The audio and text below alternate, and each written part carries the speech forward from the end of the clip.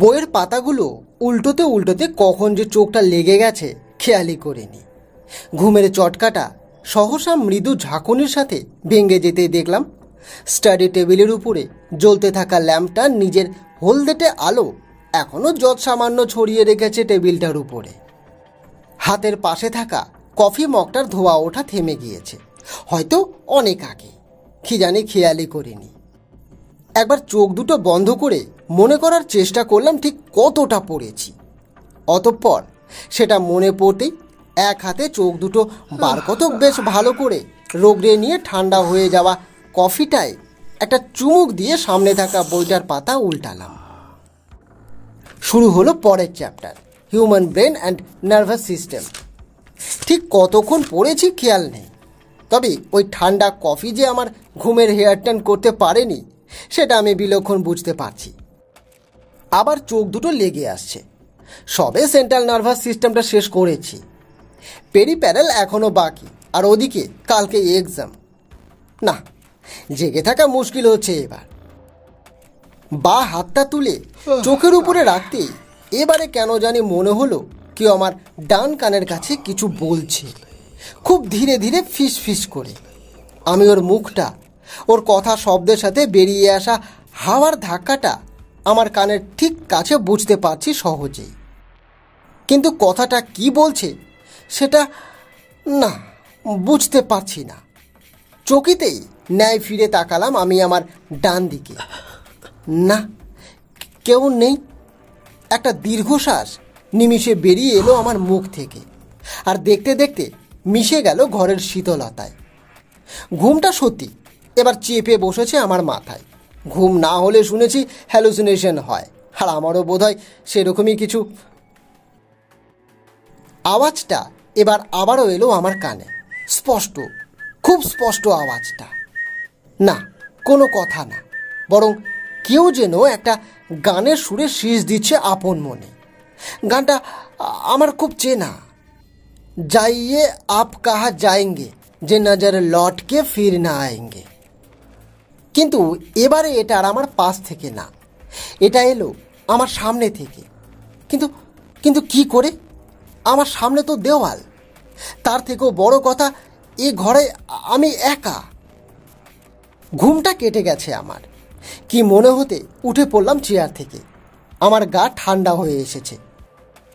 আমার ষষ্ঠ ইন্দ্রিয় যেন জেগে উঠেছে কোনো অশনির সংকেতে। একটা শুকনো ঢোক সহসা নেমে গেল আমার গলা হয়ে নিচের দিকে। নিঃশ্বাসটা কোনো অজানা কারণে এসে আটকে রয়েছে গলার কাছে। আমার ছায়াটা টেবিল ল্যাম্পের আলোয় গিয়ে পড়েছে পাশের দেওয়ালে। আমি এবারে টেবিলের উপরে ভর দিয়ে ধীরে ধীরে নিজের ছায়াটাকে সাথে করে শরীরটা সামনের দিকে এগিয়ে কান পাতলাম দেওয়ালের দিকে।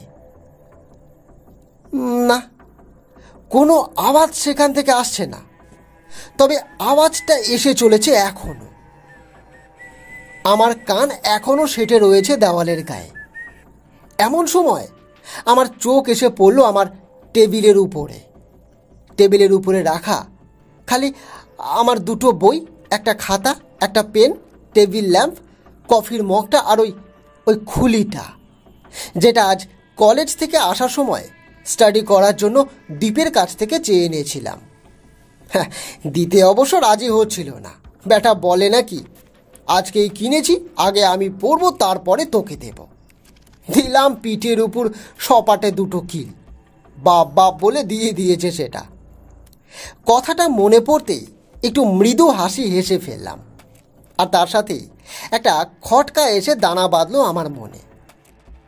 কি মন হতেই দেওয়াল থেকে কানটা সরিয়ে হাত বাড়িয়ে ধীরে তুলে নিলাম খুলিটা নিজের হাতে।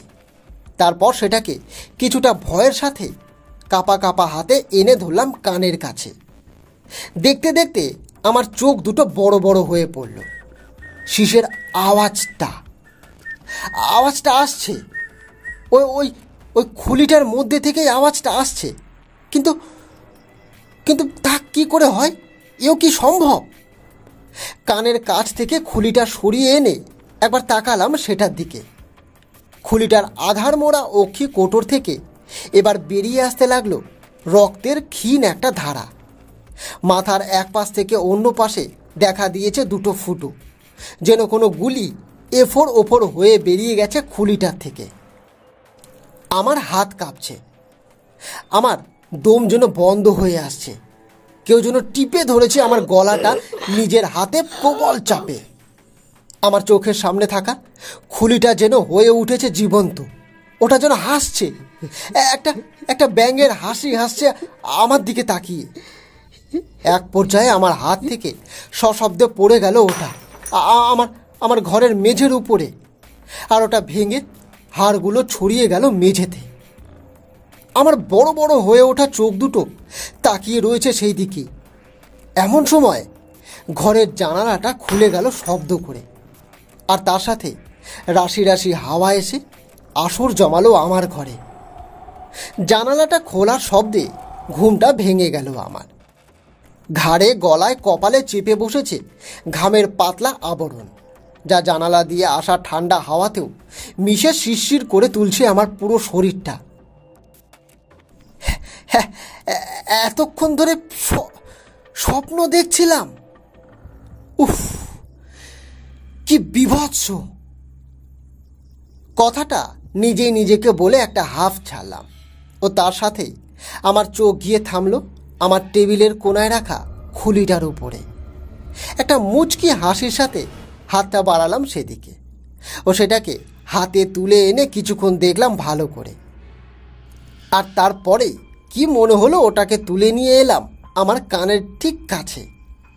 একটা পাতলা সাপ যেন এবারে ধীরে ধীরে নেমে গেল আমার শির দ্বারা বেয়ে নিচের দিকে, কারণ ওটাকে কানের কাছে আনতেই একটা আওয়াজ, একটা শীষ খুব মৃদুভাবে ধাক্কা দিচ্ছে আমার কর্ণপট হয়ে।